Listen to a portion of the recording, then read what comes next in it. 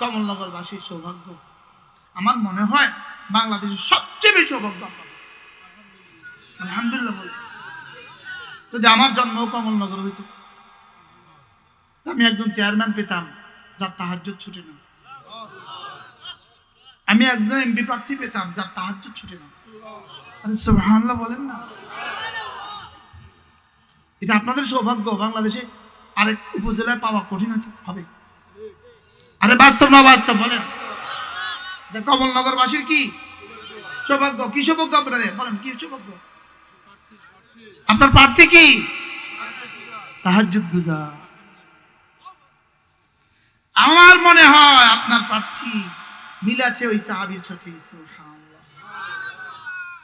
হযরত সাঈদ ইবনে আমির আল জুমাহি রাদিয়াল্লাহু তাআলা, সাঈদ ইবনে আমির আল জুমাহি বলবো একটু বলবো? হযরত সাঈদ ইবনে আমির আল জুমাহি হেমসের গভর্নর, ইয়ামানের এক শহর হেমস, হেমসের গভর্নর সাঈদ ইবনে আমির আল জুমাহি রাদিয়াল্লাহু তাআলা আনহু, তিনি তার পক্ষ থেকে প্রতিনিধি পাঠিয়েছেন মদিনায় তাইয়্যিবায় কেন্দ্রীয় সরকারের কাছে, আমিরুল মুমিনিনের কাছে। কেন্দ্রীয় সরকার কাছে যখন প্রতিনিধি দল গেছেন, হযরত ওমর রাদিয়াল্লাহু তাআলা বললেন, হেমসের কিছু গরিবদের একটা তালিকা আমার কাছে তৈরি করো, আমার কাছে গরিবদের একটা তালিকা পেশ করো। তো প্রতিনিধি দল 100 জন মানুষের তালিকা তৈরি করে দিয়েছে। তার মধ্যে প্রথম নামটা ছিল ওই হেমসের গভর্নর সাঈদ ইবনে আমির আল জুমাহি। আরে সুবহানাল্লাহ বলবেন না? কি শুনলেন? হযরত ওমর বললেন, আমিরুকুম আফকারুকুম, তোমাদের আমির কি তোমাদের মধ্যে সবচেয়ে বেশি গরিব? হ্যাঁ, আমাদের আমির আমাদের মধ্যে সবচেয়ে বেশি গরিব। সুবহানাল্লাহ বলেন। কি কথা? হযরত ওমর বললেন, আচ্ছা আমি একটু চেক করে দেখি, একটু চেক করে দেখি। হযরত ওমর মেহমানদেরকে বললেন, তোমরা থাকো মেহমানখানায়। একজন তাজা দম ঘোড়া, তাজা নওজোয়ান দিয়ে দিলেন, যাও আমার পক্ষ থেকে একটা চিঠি নিয়ে যাও, হেমসের গভর্নরের কাছে একটা চিঠি নিয়ে যাও। একটা ব্যাগের মধ্যে 100 স্বর্ণ মুদ্রা ভরে দিলেন। 100 স্বর্ণ মুদ্রা ভরে দিয়ে বললেন, এটা হেমসের গভর্নরের কাছে পৌঁছিয়ে দাও। ব্যাগটা বেঁধে দিলেন, একটা চিঠি দিয়ে দিলেন, আর বললেন, আমিরে কি করে দেখো, আমিরের প্রতিক্রিয়া কি এটা আমাকে শোনাবা, প্রতিক্রিয়া কি এটা আমাকে শোনাবা। বাহ! দুধ গেলেন, দরজা আওয়াজ দিলেন, সাঈদ ইবনে আমির বের হলেন, সঙ্গে সঙ্গে চিঠিটা দিয়ে দিলেন।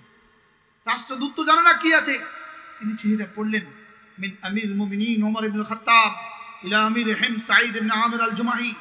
ওমর ইবনে খাত্তাবের পক্ষ থেকে সাঈদ ইবনে আমিরকে লেখা চিঠি।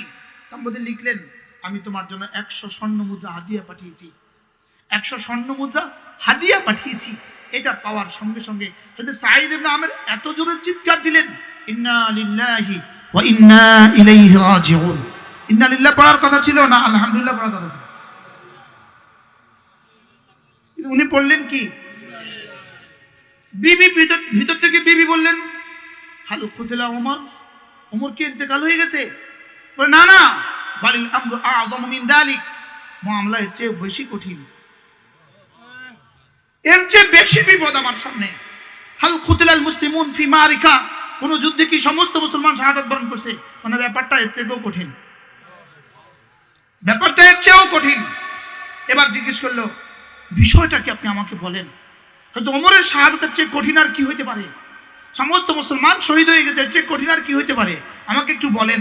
তিনি বললেন, হাল তুইনিনি আলা যালিক, আগে বলো এই মুসিবতে আমাকে সাহায্য করবে কিনা তুমি। বি বললেন, কথা দিলাম আমি আপনাকে সাহায্য করব। হযরত সাঈদ বললেন, উদখিলাত আলাইয়া দুনিয়া, আমার কাছে দুনিয়া ঢুকছে, লিহালাকে আখিরাতি, আমার আখিরাতকে শেষ করে দেওয়ার জন্য, আমার আখিরাতকে বরবাদ করে দেওয়ার জন্য আমার কাছে দুনিয়া ঢুকে গেছে। ইন্না লিল্লাহ বলবেন না? আমার কাছে দুনিয়া ঢুকছে আমার আখিরাতকে বরবাদ করার জন্য। আসমিহা, এই স্বর্ণ মুদ্রাগুলো ভাগ করে দাও, আলা ফুকারায়ে হিমস, হিমসের অধিবাসীদের কাছে ভাগ করে দাও ফজরের আগে আগে। বিবির গতিতে চলে গেলেন, তাকসিম করে দিলেন, সব হয়ে গেল। এবার রাষ্ট্রদূত দূত দেখলেন, দেখে এসে হযরত ওমরকে তথ্য দিলেন, হযরত এই হইল হালাত। হযরত ওমর তো আশ্চর্য হয়ে গেল, এবার হেমসের মানুষগুলোকে ডাকলেন, এদিকে আসো, যাও তোমরা তোমাদের দেশে চলে যাও, আর গিয়ে বলো আমিরুল মুমিনিন ওমর হেমস পরিদর্শনে আসবে। সুবহানাল্লাহ। যাও পরিদর্শনে আসবো, যাও, আমি সাঈদ ইবনে আমরের সাথে সাক্ষাৎ করতে আসবো, যাও প্রস্তুতি নাও। প্রস্তুতি নিচে যত সময় হল আমিরুল মুমিনিন গিয়ে উপস্থিত, বিশাল সভা, হয়তো আমিরুল মুমিনিন চেয়ারে বসা, পাশে হেমসের গভর্নর বসা।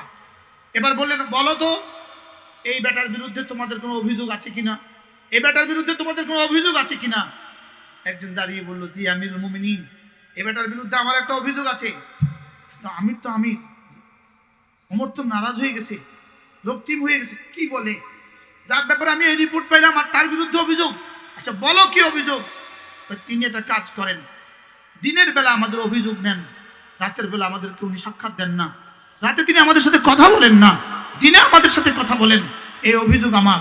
হয়তো ওমর বললেন, কারণ দর্শাও, কেন তুমি রাতে কথা বলো না।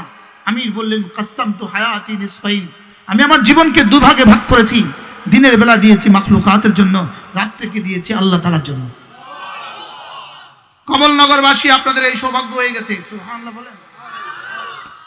কি শুনলেন, কি শুনছেন, কি শুনছেন? এদিকে একদিকে কোটি কোটি ডলারের ঝঞ্ঝনানি, আরেকদিকে নিহাত এক আল্লাহওয়ালা। সুবহানাল্লাহ বলেন। বাস্তব না বাস্তব বলেন? একদিকে কোটি কোটি টাকার সম্পদের পাহাড়, আরেকদিকে আপনাদের দুয়ারে আসবে আল্লাহওয়ালা, যে রাতের বেলা মালিককে সময় দেয়। বাস্তব না বাস্তব বলেন? কমলনগরের জন্য এটা কি বাস্তবতা, রহমত নাকি গজব বলেন? যদি হাতছাড়া হয়ে যায়, যদি হাতছাড়া হয়ে যায়, আরশের মালিক যদি নারাজ হয়, আর নদীকে বলে যদি বা বিলীন করে দেয়, কি করবেন? নদীকে বলে যা আগা আগা আগা আগা আগা যা আগা, কি করবেন? এই জন্য এক আল্লাহওয়ালাকে ভালোবাসবেন। এক আল্লাহওয়ালাকে কি, হযরত মাওলানা খালেদ সাইফুল্লাহ দামাত বারাকাতুহু পীর সাহেব কমলনগর, তিনি আসবেন আপনাদের কাছে, তাকে দোয়া করবেন, তাকে ভোট দিবেন, তার সাথে মুসাফা করবেন, বলেন না ইনশাআল্লাহ। তিনি তার জীবনকে কয় ভাগে ভাগ করেছেন? কি কি? এক ভাগ কমলনগরের মানুষের জন্য, আরেক ভাগ কমলনগরের মানুষের রবের জন্য। পারলে আরেকজন উদাহরণ পেশ করেন, বলেন। আমরা তো আপনাদের সামনে স্টেজ থেকে গেলে ঘুম, নাক ডাকে ঘুম,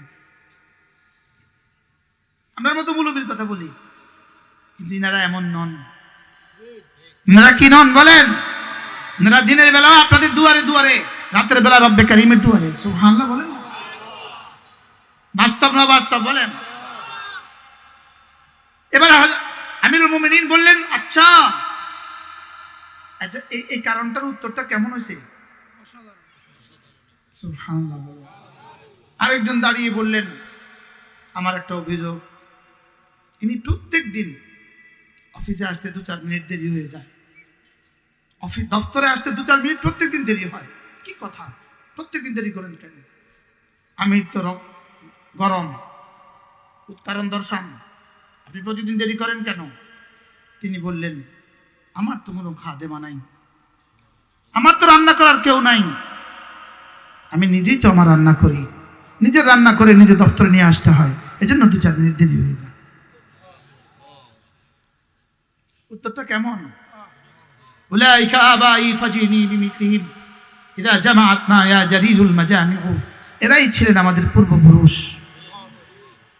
কমলনগরবাসীর জন্য আল্লাহ এমন একজন মানুষ পাঠিয়ে দিয়েছেন। সুবহানাল্লাহ বলেন। এরপরে জিজ্ঞেস করলেন, আচ্ছা 3 নম্বর অভিযোগ। এবার আরেকজন দাঁড়িয়ে বললেন, জি আমার একটা অভিযোগ আছে, প্রত্যেক মাসে ইনি একদিন দফতর করেন না, একদিন দফতরে আসেন না। তো কেন আসেন না জিজ্ঞেস করেন। আমির বললেন, আমার তো এক জোড়া কাপড় মাসে একদিন ধুয়ে দেই, ওদিন আর দফতরে আসতে পারি না। কি শুনলেন, কি শুনলেন?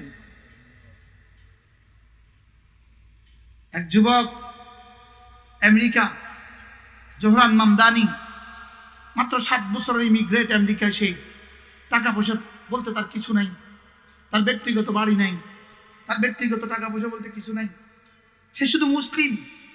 সে হিম্মত করেছে নিউ ইয়র্কের মেয়র হবে। সে নিউ ইয়র্কের গরিব মানুষগুলোকে বুঝাতে পারছে যে আমি গরিব, আমি তোমাদের পক্ষে থাকবো। গরিব মানুষগুলো তাকে ভোট দিয়ে দিছে। সুবহানাল্লাহ। আর সে ট্রাম্পের সাথে টাক্কা লাগায় কথা কয়। সে প্রথম দিন ট্রাম্পকে গিয়ে বলে আমার নিউ ইয়র্কের জনগণের ট্যাক্সের পয়সায় ইসরায়েলের অস্ত্র দেওয়া হবে না। কি বললো কি? সুবহানাল্লাহ বলে। এজন্য চলেন, নিয়ত করেন, যদি না পাঠিয়ে দিতে পারেন সংসদে, ইনশাআল্লাহ পৃথিবী দেখবে একটা সংসদকে। পৃথিবী দেখবে একটা তাহাজ্জুদগুজার সংসদ। কি মনে হয় আপনাদের? قد أفلح من زكاها وقد خاب من دساها। আল্লাহ তাআলা বলেন কামিয়াব হয়ে গেছে সে দিলটাকে পরিচ্ছন্ন করেছে যে। এবার দিলকে পরিচ্ছন্ন করেছে কে? জিকির করে যে, নামাজ পড়ে যে। সুবহানাল্লাহ বলেন। জিকির করে যে, নামাজ পড়ে যে। আল্লাহ, তাহলে কমলনগরবাসীর সৌভাগ্যটা কেমন? অসাধারণ সৌভাগ্য। আমার কমলনগর জায়গা কিনে দেন, একটা বাড়ি করে দিন। কি ভাই, আল্লাহ তাআলা যেন এই মজলিসকে কবুল করেন। আল্লাহ তাআলা জীবনের শেষ দিন পর্যন্ত আল্লাহ তাআলা জিকিরের উপরে নামাজের উপরে উঠায় দেন। আজ থেকে 5 ওয়াক্ত নামাজ পড়বো তো ইনশাআল্লাহ। প্রত্যেকে হিম্মত করেন ইনশাআল্লাহ, বলেন ইনশাআল্লাহ। আল্লাহ আমাদেরকে তৌফিক দান করেন, আল্লাহ আমাদেরকে কবুল করেন। আমাদের বাচ্চাগুলোকে আল্লাহ তাআলা দ্বীন শিখাবার তৌফিক দান করেন। প্রত্যেকে নিয়ত করেন আপনার ছেলেকে, আপনার মেয়েকে আপনি দ্বীন শিখাবেন, নিয়ত করেন, বলেন ইনশাআল্লাহ, বলেন ইনশাআল্লাহ। আল্লাহর কসম ঠকবেন না, ঠকবেন না। আল্লাহর কসম ঠকবেন না, ঠকবেন না। ওই সফলতা নয় যেই সফলতার পরে ফাঁসির হুকুম আসে। এই সফলতা কি নয়? সফলতা নয়। ওই সফলতাই চির সফলতা, যেই সফলতার পরে রব পর্দা হটায় দিবে, তুমি আমার, আমি তোমার। আল্লাহ আমাদের সকলকে তৌফিক দান করেন। ইচ্ছে তো ছিল পুরা সূরাটা আমি পড়বো, যা আসলে আপনাদেরও ক্লান্ত, আবার আগামীকাল মাহফিল আছে। এজন্য আল্লাহ তাআলা যেন এই মজলিসটাকে কবুল করেন। সকলে বলেন আমিন।